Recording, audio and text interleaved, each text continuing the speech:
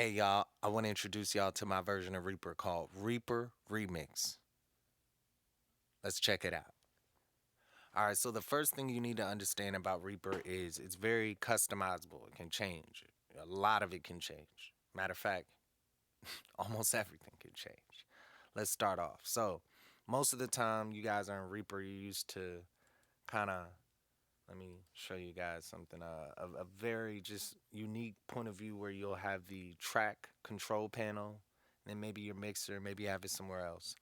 But in my version of Reaper, I wanted to make things fast, simple, easy. So we have what's called the instrument panel. As you can see, that's one of the striking new differences. And here you just select an instrument and it pops right up. Click, give it some time to load, depending on the VST, and kaboom. Not only does it load, but it loads armed. So the instrument's already armed and ready to go. This is Native Instruments, so give it some time. Let's bring it over and check it out.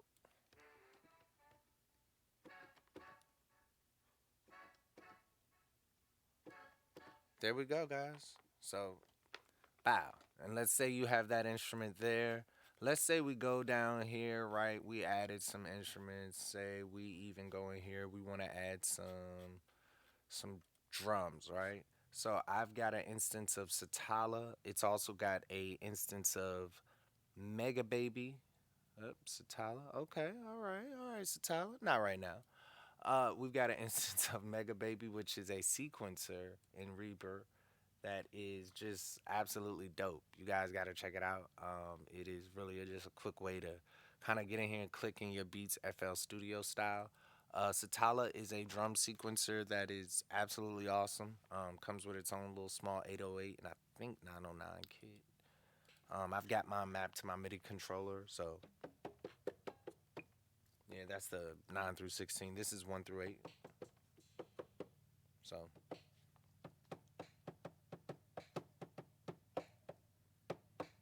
yeah. Bow. So okay, boom, we got drums, right? And then man, we got to make it interesting. I mean, you might need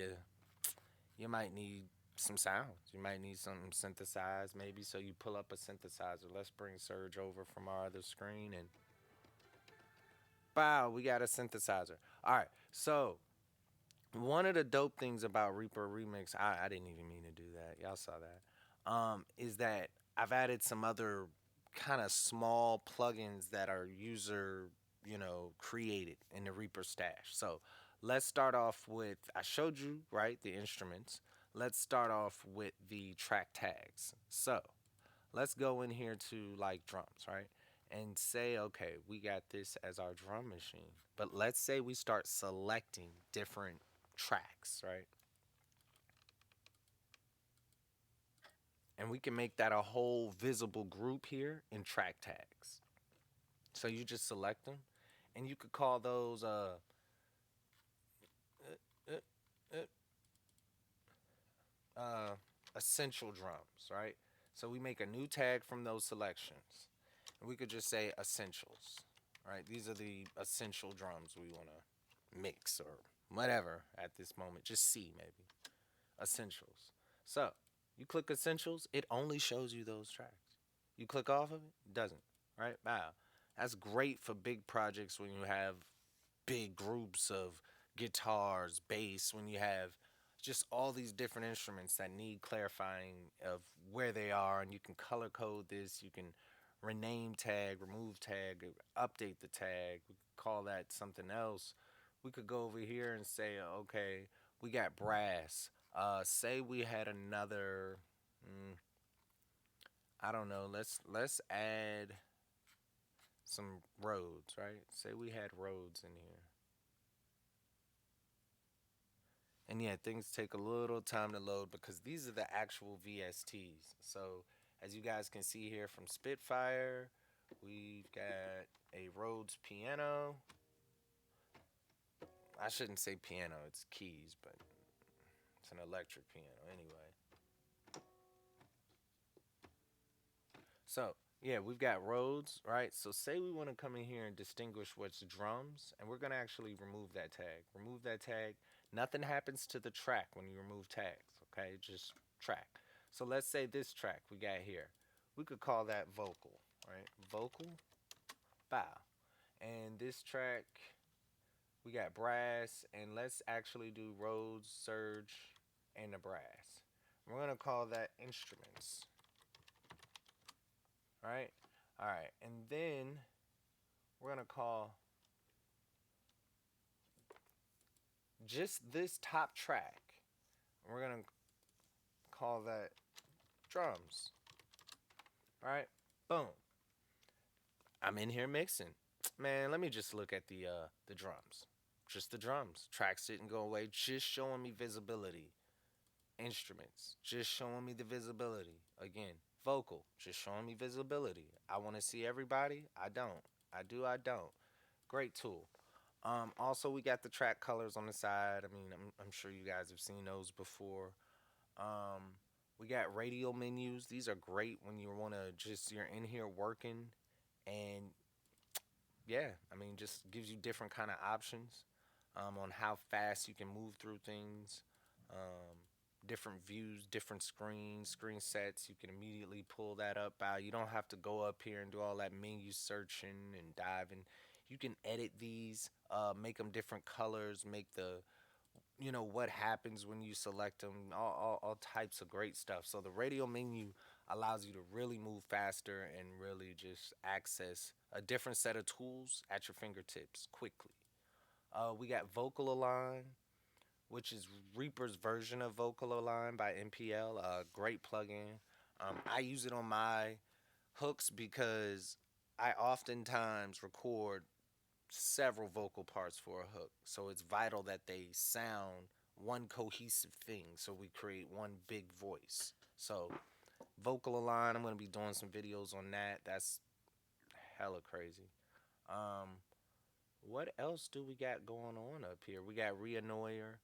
I know I didn't say that right. But this is a tool that allows you to really change colors of things. So you can take this, we can pick a more red, more green, more blue, and then click it and it applies it to the track or the item. So, bow, that's the track. We can, yeah, just a different way to load colors. You got different palettes if you want to do that. And this again apply to the tracks, to the items, to the takes. Speaking of takes, we got a take menu up here. Right in front of me. Bow. So this lets you just let's say we're up here and let's turn off the metronome. And we're up here and we're recording and we're gonna record a take here and stop and then record a take here and then stop and then we're gonna record a take here and then stop. So what takes menu allows you to do is go through the different takes, right? And see, nothing happens on four because there's no fourth take, but it's a great way to just go through these takes without having to, zoom in and do all that kind of stuff. Also, there's some behavioral changes in this version of Reaper. So as you can see, if you click the mouse, the zoom wheel, your mouse zoom wheel will actually work where the cursor or where the mouse cursor is, not just some arbitrary place. And there's been so many preferences that have been changed that kind of make Reaper a little more fluid of what would, kind of a more natural workflow, um, from my opinion. This is definitely, I'm not saying it's the end all be all way, I just thought it was faster. We got the grid toolbar, which is up here, and it allows you to kind of change the grid. Um, Triplets, we got eighth, 16ths, and 32nds. We got straight grid. Boom, boom, boom, boom, boom. We have the almighty theme assembler. This is amazing. This allows you to really take a theme and really add different parts and pieces to it. This was just released recently.